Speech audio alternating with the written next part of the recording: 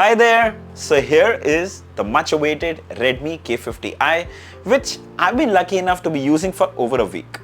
Now I purposely waited to make this review video till the price was announced. See, the idea is very simple. Once you know the price, you look at a product with a very different perspective. Like this Redmi K50i is a solid phone, nailing almost everything. But without knowing the price, it's hard to say if it's worth or not. Well, finally we have the price. It starts at 25,999, which I'd say is super amazing. But wait, let me share my experiences, what I liked, what I didn't, so you can decide if you should buy this Redmi K50i or not. Let's start with a quick unboxing. Wow, here is this huge box packaging we received with K written in bold. Let's see what's inside. A pouch with an energy drink inside. Monster! Wow, I love it. And finally, here is the Redmi K50i. Well, we'll just keep everything else aside so you can have a better look.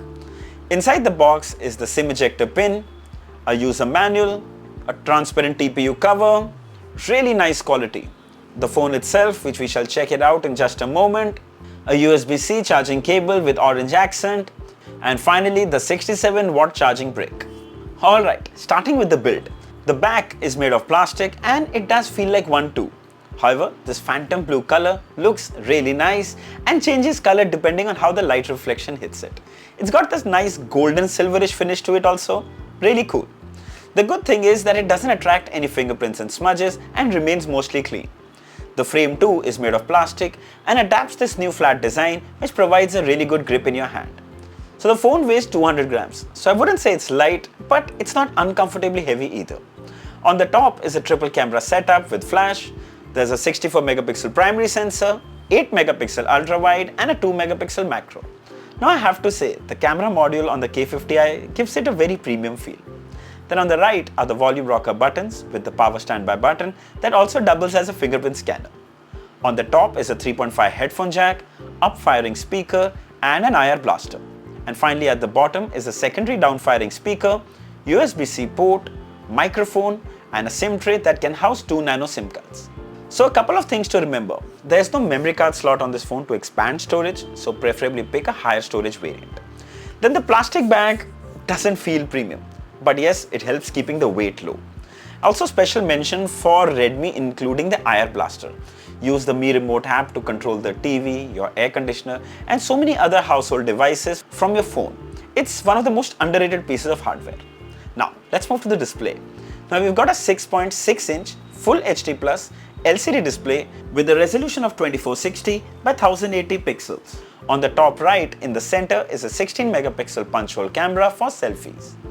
Now the colors are surprisingly vibrant and punchy for an LCD display. The blacks, however, are not the best. They are decent and not the deepest, and that's kind of expected from an LCD panel. But then the good thing is that it gets bright enough to be viewed outdoors thanks to the 650 nits of peak brightness. Now adding to the experience is the adaptive 144Hz refresh rate. Now I have set that to constant and trust me, seeing is believing. It's so fluid.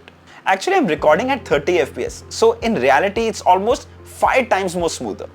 Browsing the interface is silky smooth and snappy. Scrolling on your favorite social media app is true bliss. It feels like touching the content. However, I did notice that the battery life is affected to some extent, but then there is an option in the display settings to set the refresh rate to default. What this essentially does is that it changes the refresh rate depending on what you're going to be using the display for. Like if you're going to watch movies, it will switch to 30 Hz. If you're watching 60 FPS videos on YouTube, it will come to 60 Hz. If you're gaming, it will come to 90 Hz or 120 Hz, depending on what you're doing. So it basically helps save battery. Now, like I said, I've set it to 140 Hz because I wanted that smoothness throughout the interface. But yes, that would drain the battery a little faster than I thought, but still the trade-off is worth it. Then we also use the phone for a lot of media consumption, and let me tell you, it looks amazing. 4K HDR videos on YouTube are super bright and clear. Stream your favorite content and enjoy. The device also comes with Dolby Vision support, so you can spot the Dolby Vision logo on some of the supported Netflix titles. For some reason, there is a slight lag or stutter while playing Vision content. It seemed like a bug. Now I'm sure this isn't a big deal and Redmi will fix this really soon. However, the clarity and the experience with Dolby Vision overall is stellar. The colors and tones that this format can produce is unparalleled to any regular format. It's superb. Adding more to this media experience are the dual speakers with Dolby Atmos support. Trust me, they sound brilliant. The up and down firing speakers create that perfect surround sound effect, adding like a third dimension more than left and right channels. The output is crisp with decent amount of lows considering these are just phone speakers.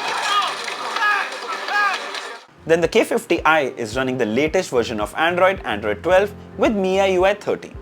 It's smooth, responsive and worked better than I anticipated. MIUI has reached a sweet spot. It's less drama and more clarity in use.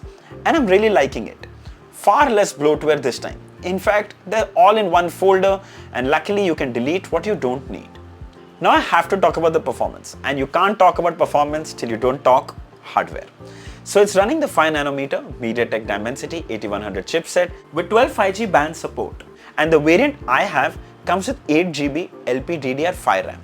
And you know that's the latest and fastest RAM out there. And also you can expand virtual RAM by 3GB on this variant. So now I have 11GB on board.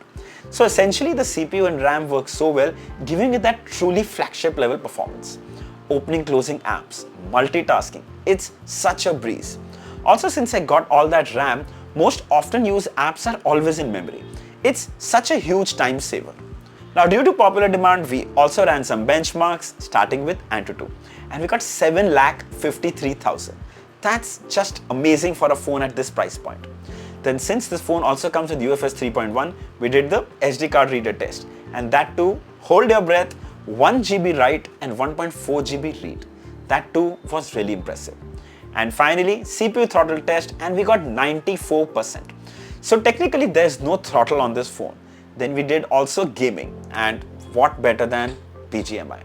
Now I got 90 FPS in the graphics settings. Trust me, you have to experience it to believe it, how smooth it feels. There's no lag, there's no stutter. It really feels like real time being a part of that game.